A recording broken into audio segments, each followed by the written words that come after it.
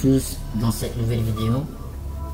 Dans cette vidéo, je vais vous montrer et vous expliquer le plus clairement possible l'effet de l'informatique sur notre cerveau et tout le complot qui est installé depuis toutes ces années maintenant. Donc on voit bien à l'heure actuelle, le numérique nous a déjà envahis. Que ce soit tablette, téléphone, peu importe, le marché mondial en est inondé. D'ailleurs, tout cela annonce la mort imminente du livre papier, ou n'importe quel autre format papier. C'est pour ça qu'il serait bon de nous rappeler les effets complètement dévastateurs de l'informatique sur la conscience humaine. Donc, à travers cette vidéo, nous allons vous révéler des informations que peu de personnes connaissent, qui ne sont absolument pas connues du grand public, et bien sûr d'une importance cruciale et capitale pour l'humanité. Tout d'abord, on va refaire un petit tour dans l'histoire pour bien vous expliquer encore une fois. Donc, Internet, c'est quoi? Faut bien comprendre. Donc, d'abord, Internet s'est créé au cœur du Pentagone, en pleine guerre froide. C'était dans les années 1957. Donc, à la base, c'était pour se défendre contre la menace russe. Ils avaient peur de potentiel envoi d'armes atomiques depuis l'espace. Donc, à l'époque, c'était le président Eisenhower. Je sais pas trop comment ça se dit. Donc le président Eisenhower, c'est lui qui créa la DARPA. DARPA qui veut dire Agence de recherche avancée pour les projets de la défense. Donc c'est bien la DARPA qui réalisera le premier réseau d'ordinateurs interconnectés, qui s'appelle donc l'ARPANET. Et l'ARPANET, c'est vraiment un outil de technologie militaire pour le contrôle de l'information, qui par la suite sera développé et rendu accessible au grand public sous le nom d'Internet. Depuis, la DARPA a poursuivi ses recherches et travaille aujourd'hui à l'élaboration des microprocesseurs à implanter dans le cerveau des GIS. Donc les GIS, pour ceux qui ne le savent pas, ce sont juste des soldats, des militaires. Et tout ça pour soi-disant augmenter leur capacité de connaissance. Voilà, vous comprenez bien. Les pensées, les préoccupations de tous ces inventeurs du net sont claires.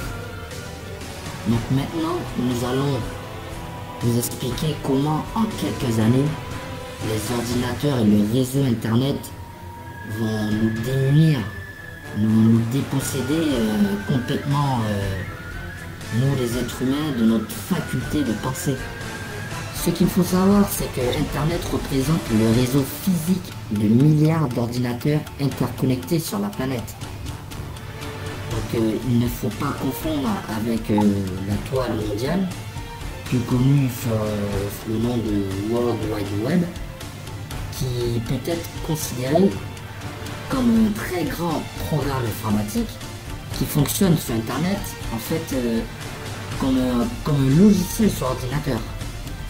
La toile mondiale est créée en 1989 en Suisse, au CERN, pour ceux qui connaissent. Et en fait, c'est le centre de recherche nucléaire le plus important au monde. Et elle doit son nom à ce monsieur Tim Berners-Lee, un jeune ingénieur qui en fait a travaillé toute sa vie pour le rêve de notre homme, qui s'appelle Van Verbush. Et donc le rêve de ce monsieur, Van Verbush, était de réaliser une machine capable de stocker toute la mémoire de l'humanité. Le MIMEX. Comme son nom l'indique, le MIMEX évitera à l'humanité d'avoir à faire des efforts pour développer sa mémoire. Donc voilà, il faut bien comprendre qu'il existe un nombre incalculable et illimité de liens associatifs qui l'aideraient justement à consulter cette masse hallucinante de données. Bien sûr, ce qui soulagerait évidemment cette machine à avoir à penser par association d'idées, puisque les associations sont faites elles-mêmes déjà par la machine. Donc, très beau rêve pour ce scientifique, évidemment, mais affreux cauchemar, voire une horreur pour celui qui ne désire pas abandonner sa mémoire et sa capacité de penser à une machine. Donc si vous suivez bien, vous vous rendrez compte que en fait Internet est destiné à devenir le support de la mémoire de l'humanité entière. Ce qui à terme dépouillera l'être humain de sa propre mémoire.